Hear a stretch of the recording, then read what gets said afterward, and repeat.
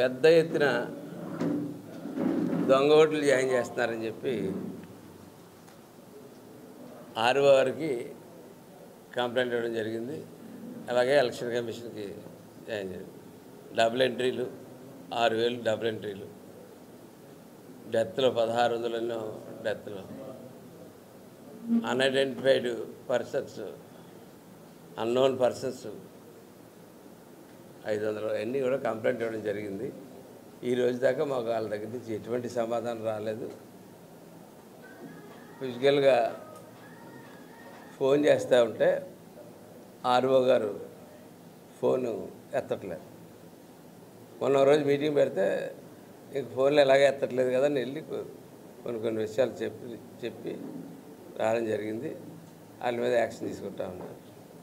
సరే పోతే గత వారం 10 రోజులుగా మీ అందరికీ నేను ఇంకో విషయం చెప్తా ఉన్నాను. కాకినాడ రూరల్ నియోజకవర్గంలో నకిలీ పట్టాలు తిరుగుతున్నాయి. నకిలీ పట్టాలు ఎవరో కాదు, పందిట్లోంచి ఇష్యూ అవుతూ ఉన్నాయి. ఆ నలుగురు పందిట్లో ఉండి ఈ నకిలీ పట్టాలు ఇష్యూ చేస్తూ ఉన్నారు. ఇవి కాక అనేక వేల పట్టాలు, నకిలీ పట్టాలు వాళ్ళ దగ్గర ఉన్నాయి. మే 12వ తారీఖుని ఇస్తే మళ్ళీ ఎతికితే సైట్ ఎత్తుకోవడానికి టైం లేకుండా మే 12వ తారీఖు రాత్రి ఇచ్చి అయితే 13 పొద్దులు కానీ ఇచ్చి తద్వారా ఓట్లు పొందుదామని చెప్పి చూస్తూ ఉన్నారు. ఇలా స్థలం ఇచ్చాను. దురదృష్టవశాత్తు ఈ పట్టాలు మన పత్రికా విలేకరులు కూడా కొంతమందికి ఇస్తానన్నారు. ఇచ్చారో ఇవ్వలేదో నాకు తెలీదు. ఇస్తే మీరు కూడా మోసపోయే ప్రమాదం ఉంది. ఈ పట్టాని ఏదైతే పట్టా ఇచ్చారో ఆ పట్టా సైట్ ఎక్కడ ఉందనే దిక్కు కన్నా ముందు ఎంఆర్ఓ దగ్గరికి వెళ్ళి, ఆర్ఐ దగ్గరికి వెళ్ళి, ఆర్డీఓ దగ్గరికి వెళ్ళి ధృవీకరించుకుని ఇది పట్టా అని చెప్పి తెలుసుకోండి. ఎందుకంటే స్వామినగర్లో ఈ పట్టా స్వామినగర్ చెందింది. స్వామినగర్లో 118 పట్టాల లిస్టు పందిట్లోంచి వచ్చిన లిస్ట్. ఇది పందిట్లోంచి ఇష్యూ అయిపోయినటువంటి లిస్టు. స్వామినగర్ వాసులు ఆర్టీఐ కంప్లైంట్లు ఇచ్చారు. 20-24 3 నెలల్లో ఇస్తే దానికి సమాధానం ఏంటంటే ఏమేమని అడిగారంటే, అయ్యా ఎంఆర్ఓ గారు మీ హయాంలో ఎన్ని పట్టాలు స్వామినగర్లో మంజూరు చేశారు, ఎన్ని పట్టాలు ప్రజలకు హ్యాండ్ ఓవర్ చేయడం జరిగింది, ఎప్పటి నుంచి ఎప్పటి దాకా ఉన్నారు అని కూడా అడగడం జరిగింది. అయితే తహసీల్దార్ గారు దీనికి సమాధానం ఏం చెప్పారంటే,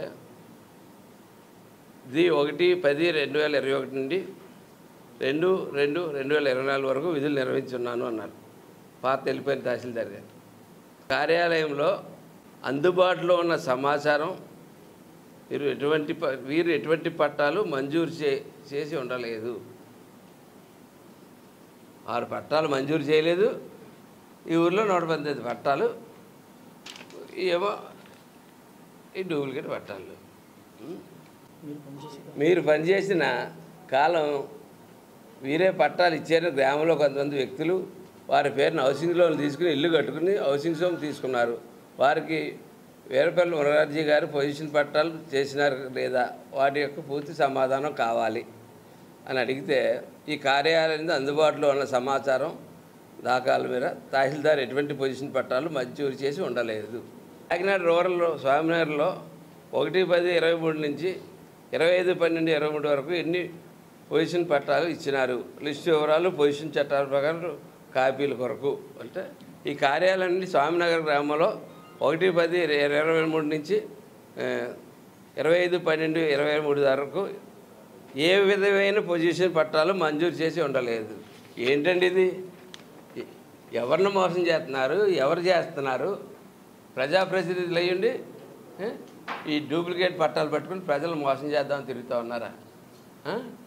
ఎప్పుడన్నా చూసామా, కన్నామా, ఎన్నామా?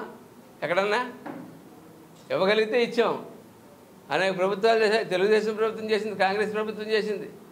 ఇవ్వగలిగిన ఇచ్చాం, ఇవ్వలేకపోతే ఇవ్వలేదు అని చెప్పి మళ్ళీ వచ్చే సంవత్సరం ఇస్తామని చెప్పాం. అంతేగాని నువ్వు డూప్లికేట్ పట్టాలు మంజూరు చేసేసి లిస్టులు తయారు చేసేసి ప్రతి గ్రామంలో ఎవరిని మభ్య పెడదామని ఏం చేద్దామని అంటే ఇవాళ ఎలక్షన్ ఏదోలో ఎలక్షన్ దాటేస్తే ఇంక వీళ్ళు ప్రాణాలు తీసేస్తారు కదా, పోయినట్టే కదా. పైపెచ్చి 4 కూర్చున్నాడు కలెక్షన్ ఏజెంట్ల కలెక్షన్లో రోజు. అంటే ఎన్నికలు మళ్ళీ ఈ డబ్బే మళ్ళీ రేపు మీ ప్రజలకు పంచుతారు. ఖచ్చితంగా దీని మీద ఎలక్షన్ కమిషన్ చర్య తీసుకోవాలో మేము కంప్లైంట్ చేస్తూ ఉన్నాం. డూప్లికేట్ పట్టాలు పనిచేసే సంస్కృతి రాష్ట్రంలో ఒక విలేకరి గారుగా పనిచేసినటువంటి వ్యక్తి అట్లా చేయడం అన్నది ఎంతవరకు ధర్మం అని చెప్పి చెప్తున్నాను. జర్నలిజం అంటే మేము అందరూ గౌరవిస్తాం, జర్నలిస్ట్ గౌరవిస్తాం. దురదృష్టం ఏంటంటే ఇందులో మీ జర్నలిస్టులు కూడా ఇచ్చినట్టున్నారు. ఇచ్చారా లేదా? ఏదో ఇచ్చారన్నప్పుడు ఏదో అన్నారు, మీకు ఒరిజినల్ ఇచ్చారేమో మీకు. ఎందుకంటే మరి మీరు పట్టించుకుంటారు కదా. దయచేసి దీని మీద వెంటనే ప్రజలకు తెలియజేయండి. మేము చేయవలసిన కార్యక్రమం మేము మా పార్టీ హైకమాండ్ మా పార్టీకి తెలియజేస్తాం, అలాగే ఎలక్షన్ కమిషన్కి తెలియజేస్తాం, అన్ని రకాలుగా మేము తెలియజేస్తాం. మీరు దయచేసి ఇది ప్రజలకు తెలియజేయండి. అనవసరంగా ₹1,00,000, ₹50,000, ₹20,000 నష్టపోతూ ఉన్నారు. ప్రతి ఒక్కరు వందలాది మంది నష్టపోతూ ఉన్నారు. ఈ లిస్టు చూడండి, 118 మంది ఉన్నారు. ఎలా నష్టపోతూ ఉన్నారు చూడండి. వాళ్ళందరినీ దయచేసి అసలే ఆర్థిక సంక్షోభంలో రాష్ట్రం పెట్టారు, దాంతో ఏమో ఇదో సంక్షోభం.